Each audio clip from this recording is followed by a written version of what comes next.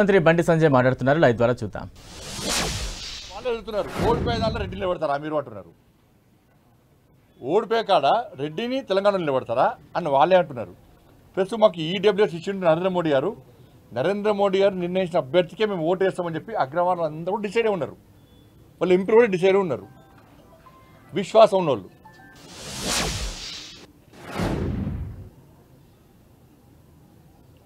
అంటే వాళ్ళు ఏమంటారంటే రాహుల్ గాంధీ మహాదేవ్పూర్ అది బయట పెట్టిన తర్వాత దేశవ్యాప్తంగా మాకు అనుమానాలు ఉన్నాయి, తెలంగాణలో కూడా మేము మరి వాళ్ళ ఎంపీ ఆయన మీద కూడా మేమే గెలుస్తున్నాం. ఏం తీసుపడతామేంది. ఇప్పుడు పోయినసారి అసెంబ్లీలో మేము 8 సీట్లు ఎట్లా గెలుస్తాం. మేము ఎమ్మెల్యే కాదు. అధికారం మాదే వస్తుంది కదా. కర్ణాటకలో ఎట్లా వస్తుంది అధికారం మీకు? తెలంగాణలో అధికారం ఎట్లా వస్తుంది? హిమాచల్లో అధికారం ఎట్లా వస్తుంది మీకు? అన్నింటిలో మేము అధికారంలోకి వస్తాం కదా. పార్లమెంట్లో తక్కువ సీట్లు ఎందుకు వస్తాయి మాకు పోయినసారి కంటే?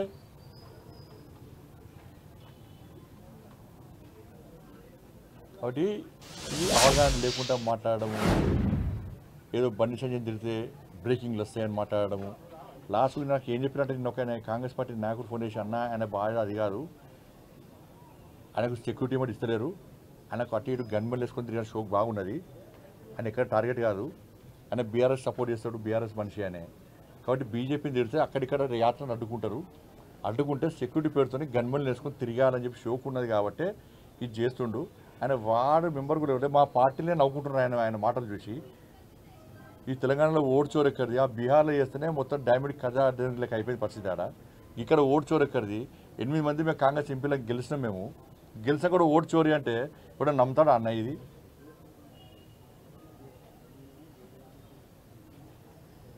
నేను గెలిచాక వెంటనే ఎందుకు ఎలక్షన్ కమిషన్ కంప్లైంట్ ఎందుకు వేయలే? ఎందుకు పిటిషన్ వేయలే? ఆయనను ఎవరు నియమించారో వాళ్ళ చెప్తున్న వాళ్ళే కొట్టుకునే పరిస్థితి వచ్చింది. ఇవాళ ధన్యవాదాలు. మతం గురించి నేను ఏమంటున్నా అంటే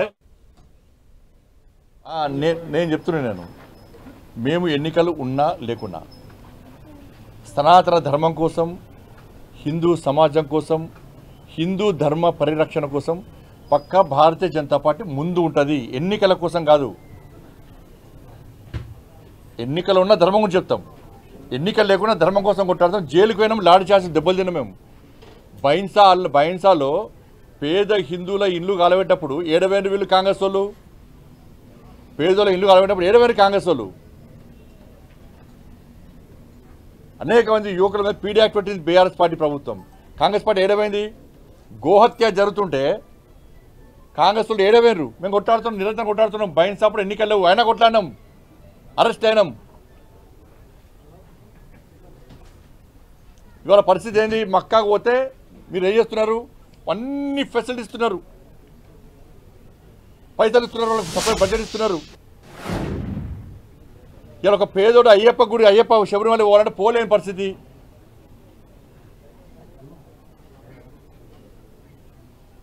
దర్శనాలు అంటే పోలేని పరిస్థితి. లాస్ట్కి ఏం చేస్తారు? ఇవాళ వినాయక నవరాత్రులు వస్తే ఏం చేస్తుండే? ఇవాళ తెలంగాణ మొత్తము ఒక భయానక పరిస్థితిలో వినాయక నవరాత్రులు జరుపుకునే పరిస్థితి. పోలీస్ పర్మిషన్ అంటున్నారు, ఫైర్ పర్మిషన్ అంటున్నారు, ఎలక్ట్రిసిటీ పర్మిషన్ అంటున్నారు, రెవెన్యూ పర్మిషన్ అంటున్నారు. పోయినసారి ఎక్కడ వినాయకుని పెట్టి ఆడబెడితే కూడా రోడ్డు కట్ట ముందు అంటారు. ప్రజలకు లేని ఇబ్బంది మీకెందుకు? సౌండ్ పెట్టద్దు, గుళ్ళలో సౌండ్ పెట్టద్దు, బాగా చెప్తా పెడతాం సౌండ్. ప్రజలకు ఇబ్బంది కాకుండా చట్టానికి లోబడి పక్కా పెడతాం సౌండ్. జులు తీసుకోవద్దు, ఈ టైం వరకే తీసుకోవాలి. ఇది మీరు చేసేది.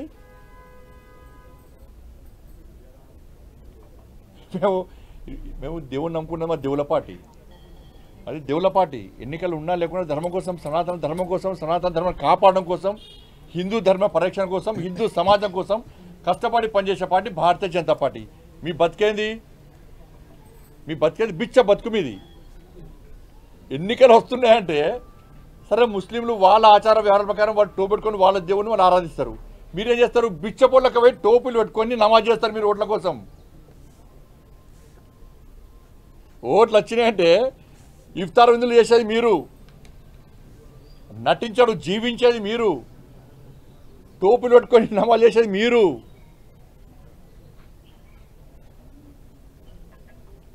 బిచ్చపోలు మీరా మేమా?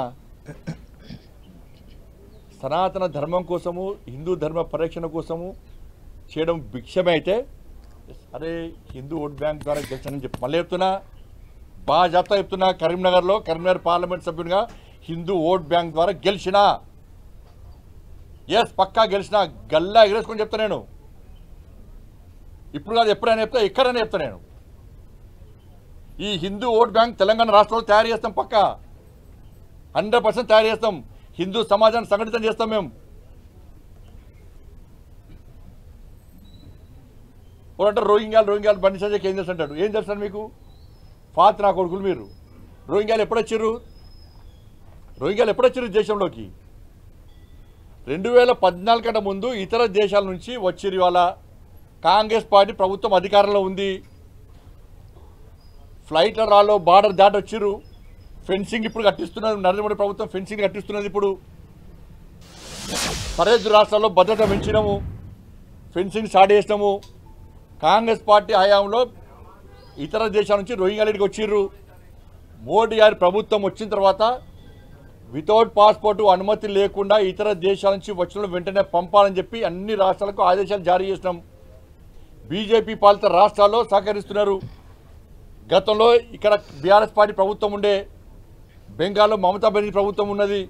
వీళ్ళు సహకరించకపోవడమే కాకుండా వాళ్ళకు షెల్టర్ ఇచ్చి షెల్టర్ను ప్రారంభోత్సవాలు చేసినారు. డిప్యూటీ సీఎం అప్పుడు వాళ్ళకు రేషన్ ఆధార్ కార్డులు ఇచ్చిండ్రు, వాళ్ళకు డబుల్ బెడ్రూమ్లు ఇచ్చిండ్రు, వాళ్ళకు పెన్షన్లు ఇస్తున్నారు. వాళ్ళని దేశ పౌరులుగా గుర్తించే ప్రయత్నం గతంలో బీఆర్ఎస్ చేసింది. ఇప్పుడు కాంగ్రెస్ పార్టీ చేస్తున్నది ఓటు బ్యాంక్ కోసం. ఇది జరిగింది. కేంద్రంలో మోడీ గారి ప్రభుత్వం ఉంది కదా, బండి సంజయ్ హోమ్ మినిస్టర్ కదా, ఆపొచ్చు కదా అంటే 2014 కంటే ముందు వచ్చిన దరిద్రుల వాళ్ళు రేపు మన సింధూర్ ఆపరేషన్ జరిగింది, భారతదేశం యుద్ధం జరిగింది పాకిస్తాన్ మధ్యలో. ఇప్పుడు ఏవైతే రోహింగ్యాలు ఓటు బ్యాంక్ కోసం మీరు ఇక్కడ షెల్టర్ ఇచ్చిర్రో, వాళ్ళని పెంచి పోషిస్తారో, ఇండియా పాకిస్తాన్ యుద్ధం అయితే వీళ్ళు ఎవరు సపోర్ట్ చేస్తారు? వేల మంది వచ్చుంటారు ఇవాళ తెలంగాణ రాష్ట్రంలో. వీళ్ళు వచ్చి ఎవరికి సపోర్ట్ చేస్తారు? పాకిస్తాన్ సపోర్ట్ చేస్తారా? ఇండియాకి సపోర్ట్ చేస్తారా? భారత్ సపోర్ట్ చేస్తారా? ఈ దేశం ముఖ్యమా, ఓటు బ్యాంకు ముఖ్యమా?